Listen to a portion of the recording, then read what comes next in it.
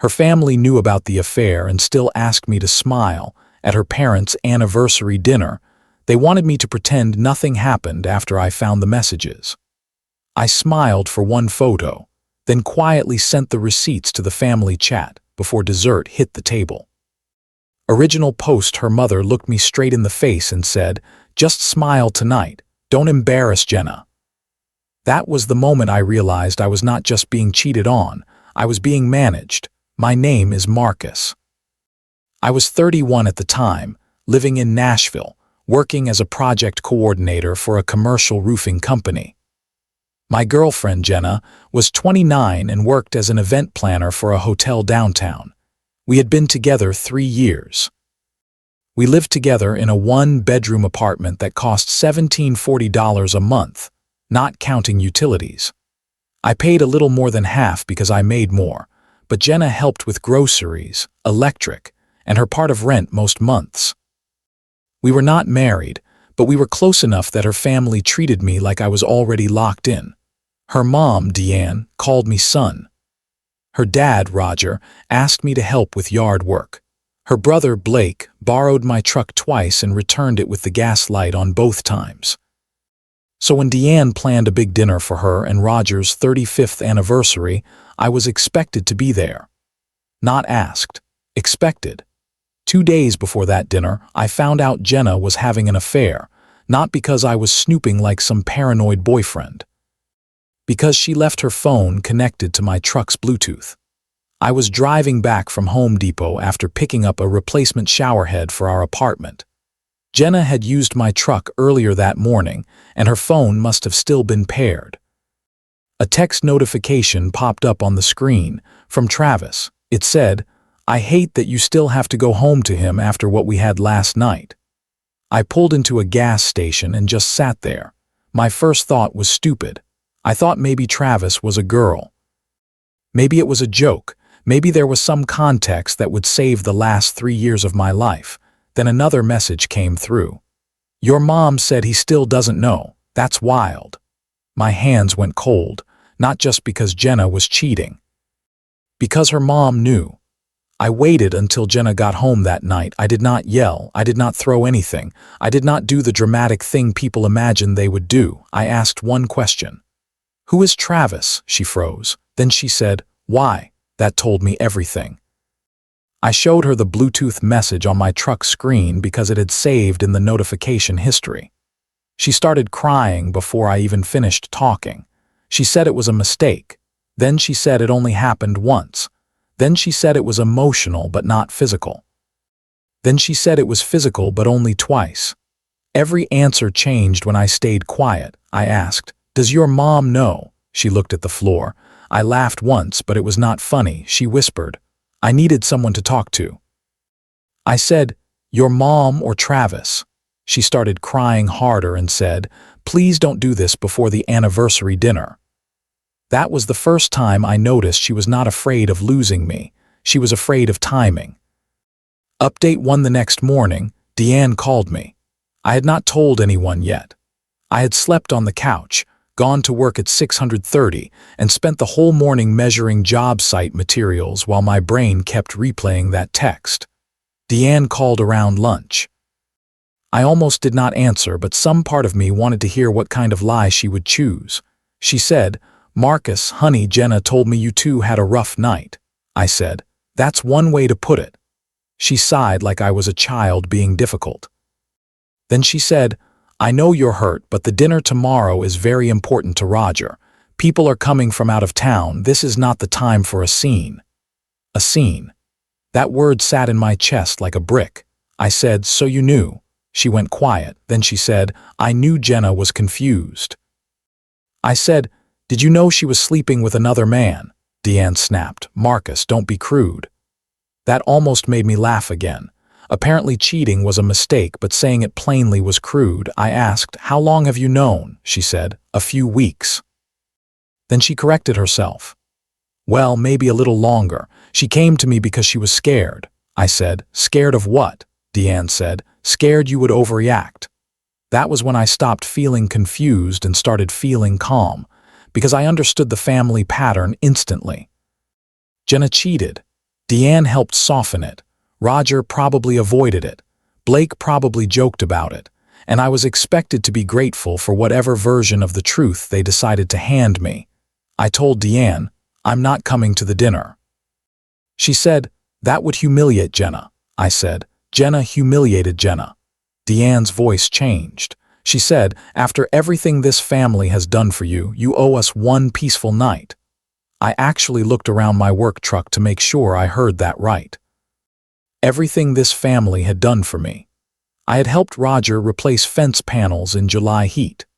I had paid for Blake's tow when his car died outside Murfreesboro because Deanne said he was embarrassed to ask his dad.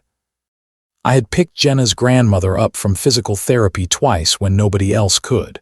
And now they were asking me to pretend I did not know I was being betrayed because their party pictures mattered. I said, I'll think about it. Not because I plan to forgive anyone. Because I needed time. That night, Jenna came home with red eyes and a soft voice. She set takeout on the kitchen counter from the Thai place I liked and said, Can we please just talk? I said, about Travis. She flinched at his name. She told me he was a vendor she met through work. He handled lighting for events at the hotel. He made her feel seen. She said I had been distant lately. That part was true. I had been working 10-hour days because our company was short-staffed. I came home tired. Sometimes I was not as emotionally available as I should have been. I can admit that. But being tired is not cheating. Paying rent and fixing shower heads and showing up to family dinners while your girlfriend builds a secret life is not emotional neglect. She said, I didn't know how to tell you I was unhappy. I asked, so you told Travis and your mom? She wiped her face and said, Mom only knew because I was falling apart. I asked, did she tell you to stop? Jenna did not answer. There it was. Another answer in silence. Update 2, I decided to go to the dinner, not to fake forgiveness, to stop them from writing the story without me in the room. The dinner was at a private room in an Italian restaurant in Franklin. There were about 20 people there. Aunts, cousins, neighbors, 2 couples from Roger's church group and a few family friends who had known Jenna since she was a kid. Jenna rode with her parents. I came separately. That mattered. When I walked in, Deanne rushed over like she was greeting a guest of honor. She hugged me too tightly and whispered, Thank you, just smile tonight. I pulled back and said quietly, Don't ask me that again. Her face tightened. Jenna stood near the bar in a green dress I had bought her for a wedding the year before. She looked nervous but also relieved I had shown up. That relief bothered me, because she thought my presence meant I was cooperating. Roger gave a toast before dinner. He talked about loyalty. He talked about marriage being built on grace, patience, and choosing each other even when it was hard. I sat there with a glass of water in my hand, listening to a man praise loyalty while his daughter's affair was sitting in everyone's pocket like a hidden bill nobody wanted to pay. Then Deanne asked the photographer to take family photos. This was not some professional event photographer. It was Jenna's cousin, Kelsey, with a nice camera. Deanne started grouping people near the fireplace. She said, Jenna, Marcus, come stand here. You two look so good together. I looked at Jenna. She whispered, please. And for 1 second, I almost did it. Not because I forgave her. Because 3 years is a long time. Because walking away from someone you loved feels like tearing your own skin. Because part of me still remembered the Jenna who danced barefoot in our kitchen, who brought me soup when I had the flu, who cried when my dog died. But then Deanne said, louder this time, Marcus, don't make this awkward. That was the boundary. Not the cheating, not the lying, not even the family knowing. The boundary was them trying to shame me into participating in my own disrespect. I smiled. One picture. I put my arm lightly around Jenna's waist. The camera flashed. Jenna exhaled like she had survived something. Then I stepped away, pulled out my phone, and sent one message to the family group chat. It was the same family chat Deanne had added me to 2 years earlier for holiday plans, birthday dinners, and prayer requests. I wrote, Since I'm being asked to smile through this tonight, I think everyone should know why that's difficult. Then I attached 3 screenshots, the Bluetooth text from Travis. A screenshot Jenna had shown me during our confrontation where Travis said, "Your mom thinks you should wait until after the anniversary dinner." And a text from Deanne to Jenna that Jenna had stupidly left visible when she begged me not to leave the apartment. It said, "Just get through Saturday. Marcus is calm. He won't embarrass us if you handle him gently." I did not add insults. I did not call Jenna names. I did not mention anything graphic. I just sent the truth. Phones started buzzing around the room within seconds. Kelsey lowered her camera. Blake looked at his phone, then at me, then at Jenna. One aunt whispered, "Oh my God." Deanne's face went pale first, then red. Jenna grabbed her phone from her purse and said, "Marcus, why would you do that?" I said, "Because your mother asked me to smile." Roger looked confused, then angry, then embarrassed. He asked Deanne, "What is this?" Deanne said, "Not here." I said, "That's what you told me too." The room split immediately. Some people pretended not to read it. Some stared openly. Blake muttered, "That's messed up." And for once I did not know if he meant me or them. Jenna followed me into the hallway as I walked out. She said, "You ruined my parents' anniversary." I turned around and said, "No, your family used their anniversary to pressure me into silence." I just stopped being silent. She started crying again. She said, "I was going to tell you after this weekend." I said, "You keep saying that like it makes it better." She said, "I didn't want everyone to hate me." I said, "Then you should have worried about your choices before you invited everyone into the cover-up." That hit her hard. I could see it. For the first time, she was not just scared of losing control. She looked ashamed. But shame after exposure is not the same as honesty before it. I left the restaurant and drove home. By the time I got to the apartment, I had 16 missed calls, 4 from Jenna, 5 from Deanne, 2 from Roger, 3 from Blake, 2 from numbers I did not recognize. I turned my phone on Do Not Disturb, packed an overnight bag, and went to my friend Anthony's place. I did not trust myself to stay in that apartment with all of Jenna's things around me. Not because I would hurt anything.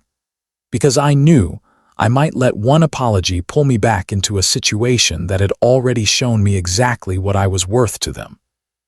Final update: the next morning, Jenna sent a long message. She said she was sorry. She said she panicked.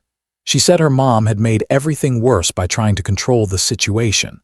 She said Travis was a mistake and that she had already ended it. Then at the very bottom she wrote, "But sending screenshots at my parents' dinner was cruel." I stared at that word for a long time. Cruel. Not cheating for months. Not letting her family know before me. Not asking me to stand in a photo like a loyal boyfriend while they all protected the secret. The cruel part was that I stopped helping them hide it. I replied with one sentence. "I'm coming by at noon to get my essentials, and we'll discuss the lease by text." That was it. No argument, no essay, no begging. When I got to the apartment, Jenna was sitting on the couch wearing one of my hoodies. The Thai takeout from 2 nights earlier was still in the fridge, untouched. She looked exhausted. She said, "Can you please sit down?" I said, "No." That one word felt like lifting a weight I had been carrying for years. She said she loved me. She said she knew she had destroyed my trust. She said Travis was exciting because he did not know all her flaws yet. She admitted Deanne knew more than she first claimed. She admitted her mother told her not to confess before the dinner because it would make everyone uncomfortable. I said, everyone was comfortable when only I was the one being disrespected. She cried harder then. I packed clothes, my laptop, my work boots, documents, and the coffee maker because it was mine and I was petty enough to want my mornings back. I am not perfect. A perfect man might have left the coffee maker. I did not. Over the next week, things got messy but not dramatic in a legal way. We talked to the leasing office. The lease had 4 months left. Jenna could not afford the apartment alone, and I was not paying for a place where I no longer lived. In the end, she moved in with her cousin Kelsey, who apparently was furious after reading the chat. I took over the apartment temporarily, then found a smaller studio near my job when the lease ended. Deanne tried to call me several times. I ignored her. Roger sent one text. I didn't know the full story, I'm sorry. I believed him halfway. That was enough for me to not hate him, but not enough to stay connected. Blake texted, for what it's worth, Mom was wrong. That was the closest that family ever got to accountability. Jenna came by 3 weeks later to pick up the last of her things. She looked different, less polished, more human. She said Travis had disappeared once everything came out. Apparently, he did not want drama. That almost made me laugh, but I did not. She asked if there was any chance we could start over someday. I told her, Jenna, you didn't just cheat. You built a committee around my humiliation. She covered her mouth and cried. I was not happy to see her hurt. That surprised me. I thought I would feel satisfied. I thought boundary revenge would feel like winning. It did not feel like winning. It felt like finally putting down something heavy after pretending I was strong enough to carry it forever. A month later, I saw the anniversary photo online. The one where I smiled. Deanne had posted a cropped version at first, cutting me halfway out of the frame. Then she deleted it after people in the family chat started asking questions under the post. That picture used to bother me. Now I see it differently. That was the last photo of the version of me who thought keeping peace was the same as being respected. I still think about Jenna sometimes. I think about how love can be real and still not be safe. I think about how families can protect the person who is wrong because admitting the truth would make dinner awkward. But I also think about the moment Deanne told me to smile, because that moment saved me. It showed me that betrayal is not always one person sneaking around. Sometimes betrayal is a room full of people asking you to lower your voice so they do not have to feel guilty. So I stopped lowering mine. I did not scream. I did not threaten. I did not beg. I told the truth, walked out, and let everyone else decide what kind of people they wanted to be. And honestly, that was enough. If this story hit close to home, subscribe for more, like and share it with someone who needs the reminder, and comment whether you have ever faced something similar or what your opinion is.